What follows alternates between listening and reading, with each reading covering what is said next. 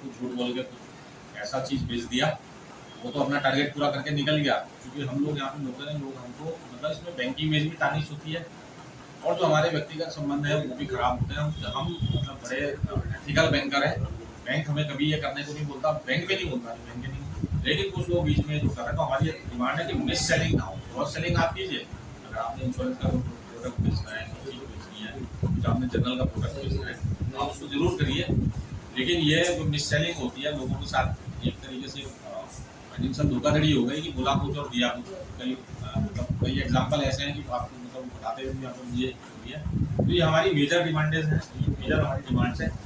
इसमें हमने क्या करा था कि 2 मई को हमने इस टाइप का नोटिस हमने सर्व कर दिया है। 4 तारीख को हमारा वेरिंग डे था, जो हमने ऑब्जर्व कर लिया है। 5 तारीख को हमने लंच टाइम डेमोन्स्ट्रेशन था, हमने ये भी कल हमारा ट्विटर कैंपेन था, तो लगभग 3-4 लाख लोगों ने हमारे ट्वीट किए हैं, ट्वीट कर रहे हैं। सोशल मीडिया कैंपेन था। आज ये हमारी प्रेस मीट है सारी जगह ईओस पे, जैसे देहरादून ईओ है, उत्तराखंड में 2 ईओ है, देहरादून है, एक भोपाल है। इस तरीके से पूरे हिंदुस्तान में हमारी प्रेस मीट है। हम बताना चाहते हैं कि हम पिछले हड़ताल में। और मैं आपको एक चीज़ और बताना चाहूँगा कि जो बैंकर है वो एक ऐसी कौम है कि आपने देखा होगा, आपको सरकार सारी चीज़ें जानते हैं, आप दूसरे डिपार्टमेंट में स्ट्राइक होती है तो वहाँ पे क्या होता है, उनके बदले में छुट्टी उनकी माइनस हो जाती है। हम लोग जिस दिन भी स्ट्राइक पे रहते हैं, हमारा उस दिन वेतन होता है।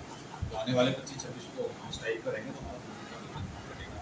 तो हम कोई स्ट्राइक पसंद लोग नहीं है, हमारे मजबूरन स्ट्राइक हमारे पे थोपी जा रही है। और जब कुछ नहीं कहा, कुछ हमारी सुनवाई नहीं हुई, तो हमने मजबूरी में हमको स्ट्राइक की कॉल देनी पड़ रही है। इसी तरीके से हमारा जो कल का हमारा साइलेंट सिटिंग प्रोग्राम है 8 मई का, हम चुपचाप बैठ के अपने पे बैठना, मतलब कोई वैसे एक्स्ट्रा जो प्रोफेशन है वो हम विड्रॉल करेंगे। कल 11 तारीख को हमारा फिर लंच टाइम डेमोन्स्ट्रेशन है, सेंट्रलाइज डेमोन्स्ट्रेशन है, उसको हम यहीं पे करेंगे, यहाँ पे ऑफिस पे। और 12 तारीख को हम मॉर्निंग डे है, शोक मनाएंगे एक तरीके से मास्क लगा के, हमारा प्रोग्राम ऊपर से आया फेडरेशन से। 13 तारीख को हम रिप्रेजेंटेशन सबमिट करेंगे मेंबर ऑफ पार्लियामेंट्स। अगर यहाँ पे जो भी मेंबर ऑफ पार्लियामेंट है, जैसे कि रावत जी की बात हुई थी, वो जाएंगे। 14 को अगेन हमारा ट्विटर कैंपेन है, 15 को अगेन लंच टाइम डेमोन्स्ट्रेशन है और मीटिंग्स है। 16 को हम जो है अपना मेमोरेंडम जो है secretary department of financial services को देंगे। और 18 तारीख को हमारा धरना है, धरना हमारा सुबह यहीं पे शुरू होगा, यहाँ पर नोटिस पे टेंट लगा के यहीं पे बैठेंगे। उस दिन जो भी हमारे लोग धरने में रहेंगे, उस दिन छुट्टी पे रहेंगे, उस दिन भी एक तरीके से आप समझिए हमारी छुट्टी रहेगी। तो और 19 तारीख को हम ये मेमोरेंडम जो है फाइनेंस मिनिस्टर को देंगे। 20 तारीख को हमारा अगेन ट्विटर कैंपेन है और 21 तारीख को मेमोरेंडम हम ये प्राइम मिनिस्टर को देंगे।